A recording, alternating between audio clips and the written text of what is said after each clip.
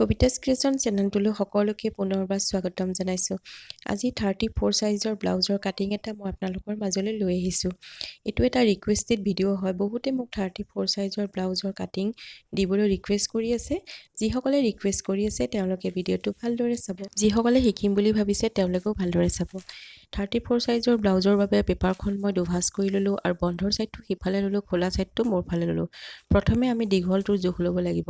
যিহেতু মই ফ্ৰণ্টৰ পাৰ্টটো প্ৰথমে কাটিং কৰিম।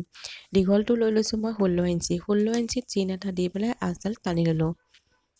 ইয়াৰে মই বেক ছাইডটো পিছত আপোনালোকক কাটিং কৰি দেখুৱাম। প্ৰথমে মই ফ্ৰণ্টৰ পাৰ্টটোহে কাটিং কৰি দেখুৱাম। এতিয়া আমি বাহুটোৰ বাবে ল'ব লাগিব 5.5 ইঞ্চি। এই 5.5 ইঞ্চিত মই চিনটো দি ল'লোঁ। এইখিনিতে ল'লোঁ 2.5 ইঞ্চি, এইখিনিতে ল'লোঁ 3 ইঞ্চি। চিনবোৰ য'ত দিছোঁ তাতে মই আঁচবোৰ টানি ল'লোঁ। এতিয়া ল'ব লাগিব আমি ডিঙিৰ জোখটো। ফ্ৰণ্টৰ ডিঙিটোৰ কাৰণে আপোনালোকে 6 ইঞ্চি ল'ব। 6 ইঞ্চি লৈ পেলাই তাতে আঁচডাল টানি ল'ব। ইয়াতে ডিঙিৰ জোখটো আপোনালোকে 6.5 বা 7 ইঞ্চিও কিন্তু ল'ব পাৰে। এতিয়া সুন্দৰকৈ মই ৰাউণ্ড শ্বেপ দি ল'লোঁ। এতিয়া হাতৰ জোখটো ল'ব লাগিব। হাতখনৰ বাবে মই লৈছোঁ 6 ইঞ্চি। 6 ইঞ্চিত দাগ এটা দি পেলাই আঁচডাল টানি ল'লোঁ। এইফালেও আমি আঁচডাল টানি সুন্দৰকৈ বক্স এটা বনাই ল'লোঁ। এইখিনিতে ল'ব লাগিব 3 ইঞ্চি আৰু এইখিনিতে ল'ব লাগিব 3 ইঞ্চি আৰু এই চুকটোত ল'ব লাগিব 1 ইঞ্চি। এতিয়া হাতৰ শ্বেপটো মই সুন্দৰকৈ দি ল'লোঁ। আপোনালোকে নিশ্চয় বুজিব পাৰিছে। হাত আৰু ডিঙিৰ আমাৰ জোখ মাখখিনি হৈছে আৰু শ্বেপবোৰ দিয়া হৈ গৈছে। এতিয়া বুকুৰ জোখটো ল'ব লাগিব। 34 সাইজৰ ব্লাউজৰ কাৰণে বুকুৰ জোখটো হ'ব 8.5 ইঞ্চি আৰু 2 ইঞ্চি এটা আপোনালোকে বেছিকৈ ল'ব লাগিব, কিয়নো চিলাইত আমাৰ কাপোৰ সোমাই যাব। অৰ্থাৎ যিকোনো ব্লাউজৰে আপোনালোকে 34, 36, 38 যিকোনোৰে হওক আপোনালোকে 4ৰে সেই 34, 36ক ভাগ কৰিলে জোখটো পাই যাব। বেল্টৰ বাবে ল'লোঁ মই 12 ইঞ্চি। বেল্টডাল আমাৰ 12 ইঞ্চিত জোখ ল'লে হৈ যাব। আঁচডাল টানি এনেদৰে ভালদৰে মিলাই ল'লোঁ। এতিয়া এইখিনিতে ল'ব লাগিব আমি 1 ইঞ্চি আৰু ব্ৰাটোৰ বাবে আমি ল'ব লাগিব 5.5 ইঞ্চি। এইখিনিতে ল'ব লাগিব আমি 2.5 ইঞ্চি আৰু এই চুকটোত ল'ব লাগিব আমি 2.5 ইঞ্চি। আপোনালোকে ভালদৰে মনোযোগ দি চাই যাব। এতিয়া 2.5ৰ পৰা তলৰ 5.5লৈকে আমি এনেদৰে মিলাই দিব লাগিব। অৰ্থাৎ ব্ৰাটো আমাৰ এনেদৰে হ'ব।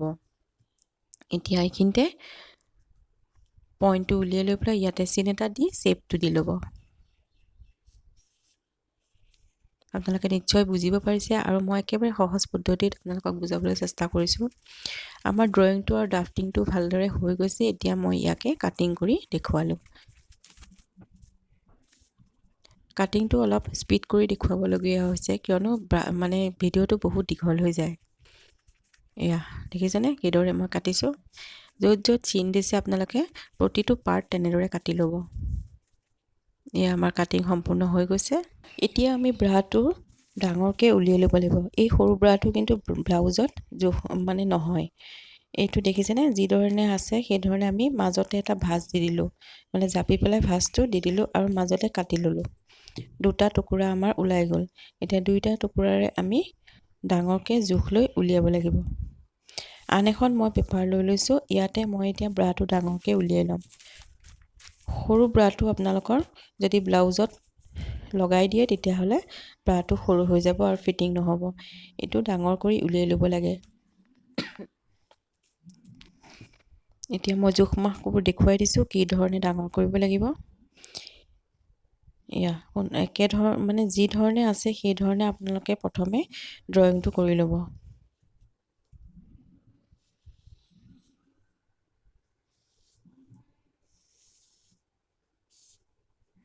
যেনেকৈ আছে তেনেকৈ ড্ৰয়িংটো কৰি ল'ব। তাৰপিছত এই সৰু ব্ৰাটোৰ এতিয়া আমাৰ একো কামত নাহে। এতিয়া জোখ মাখ কৰি মই ইয়াতে দেখুৱাম। এয়া ওপৰৰ ফালে ল'ব লাগিব আপোনালোকে প্ৰথমে ইয়াতে 1/2 ইঞ্চি, ইয়াতে 1/2 ইঞ্চি, এইফালে 1/2 ইঞ্চি, ইয়াতে ল'ব লাগিব 1 ইঞ্চি আৰু এইফালে ল'ব লাগিব 1 ইঞ্চি। 1/2, 1/2, 1, 1। এতিয়া য'ত আমি চিন দিছোঁ তাতে আঁচবোৰ টানি ল'লেই হ'ল। চাই যাব। ইয়াৰ পৰা এনেদৰে আমি শ্বেপটো মিলাই ল'ব লাগিব।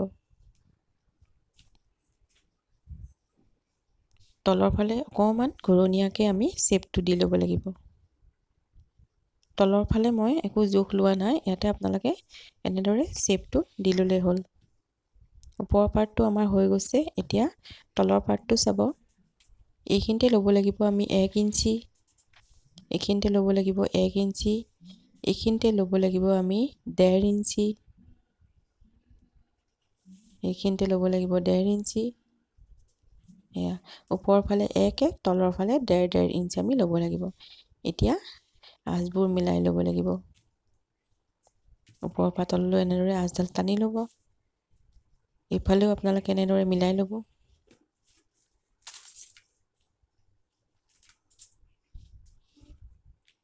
এয়া হৈ গ'ল মিলোৱা। এতিয়া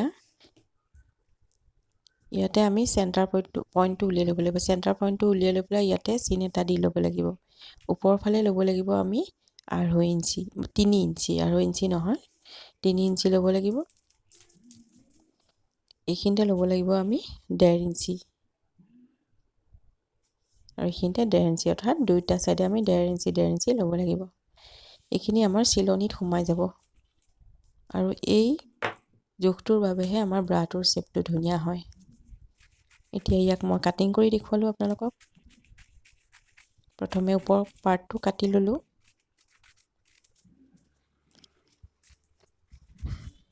যিসকলে মোৰ চেনেলটো এতিয়াও ছাবস্ক্ৰাইব কৰা নাই, তেওঁলোকে চেনেলটো ছাবস্ক্ৰাইব কৰি থ'ব। ব্লাউজৰ কাটিঙৰ ভিডিঅ' মই আগতেও বহুতকেইটা দি থৈছোঁ, আপোনালোকে চেনেলত গৈ চাব পাৰিব।